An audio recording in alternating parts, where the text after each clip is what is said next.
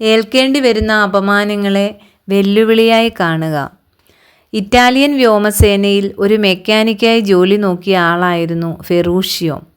1945-ൽ രണ്ടാം ലോക മഹായുദ്ധം അവസാനിച്ചപ്പോൾ അദ്ദേഹത്തിന് ജോലി വിടേണ്ടി വന്നു. ഒരു കർഷക കുടുംബത്തിൽ ജനിച്ച ആളായിരുന്നതുകൊണ്ട് ജീവിതം മുന്നോട്ട് കൊണ്ടുപോകുവാൻ ഒരു ട്രാക്ടർ വർക്ക്ഷോപ്പ് ആരംഭിക്കുകയും ക്രമേണ സ്വന്തമായി ട്രാക്ടർ നിർമ്മിക്കുകയും ചെയ്തു. അധികം വൈകാതെ ഇറ്റലിയിലെ ഏറ്റവും വലിയൊരു വ്യവസായിയായി തീർന്നു ഫെറൂഷ്യോ. അദ്ദേഹത്തിൻ്റെ സാമ്പത്തിക സ്ഥിതി വളരെ മെച്ചപ്പെടുകയും ഇറ്റലിയിലെ ഏറ്റവും വലിയ ധനവാന്മാരിൽ ഒരാളായി തീരുകയും ചെയ്തു.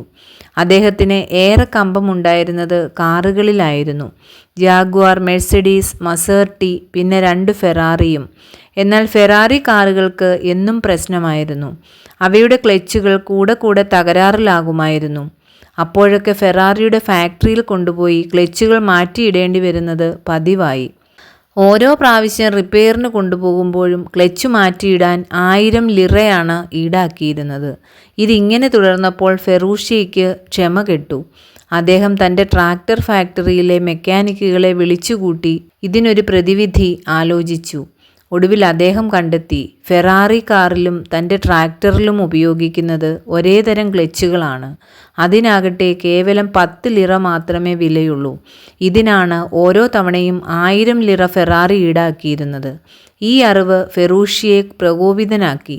അദ്ദേഹം ഫെറാറിയുടെ ഹെഡ് ഓഫീസിൽ ചെന്ന് അതിൻ്റെ സ്ഥാപകനായ എൻസോ ഫെറാറിയെ നേരിട്ട് കണ്ട് തൻ്റെ പരാതി ഉന്നയിച്ചു. പക്ഷേ എൻസോ ഫെറാറി ആ പരാതി മുഖവിലക്കെടുത്തില്ല. പ്രശ്നം കാറിൻ്റേതല്ല, അത് ഓടിക്കുന്ന ആളിൻ്റേതാണെന്നായിരുന്നു ഫെറാറിയുടെ വാദം. താങ്കൾ ട്രാക്ടറിൻ്റെ കാര്യം നോക്കിയാൽ മതി, കാറിനെപ്പറ്റി എന്നെ പഠിപ്പിക്കേണ്ട എന്ന് പറഞ്ഞ് ഫെറൂഷ്യോയെ അപമാനിക്കുകയും ചെയ്തു. അപമാനിതനായ ഫെറൂഷ്യോ ഫെറാറിയേക്കാളും മികച്ച ഒരു കാർ ഉണ്ടാക്കാൻ ദൃഢനിശ്ചയം ചെയ്തു. അദ്ദേഹം ഒരു കാർ നിർമ്മാണ ഫാക്ടറി തുടങ്ങി. ഫെറാറിയുടെ തന്നെ ചില എഞ്ചിനീയർമാരെയും മെക്കാനിക്കുകളെയും തൻ്റെ ഫാക്ടറിയിലേക്കെടുത്ത് ഒരു അതിവേഗ ആഡംബര കാർ നിർമ്മിച്ചു.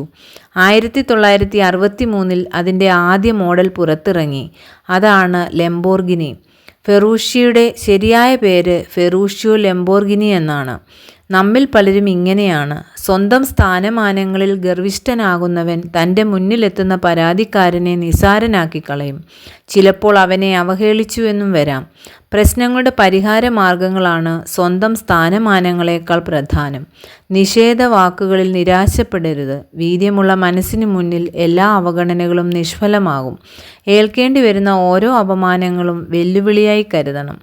അവയെ ഉള്ളിലെ അഗ്നിയായി ആളിക്കത്തിക്കാനുള്ള കൊടുങ്കാറ്റായി കാണണം.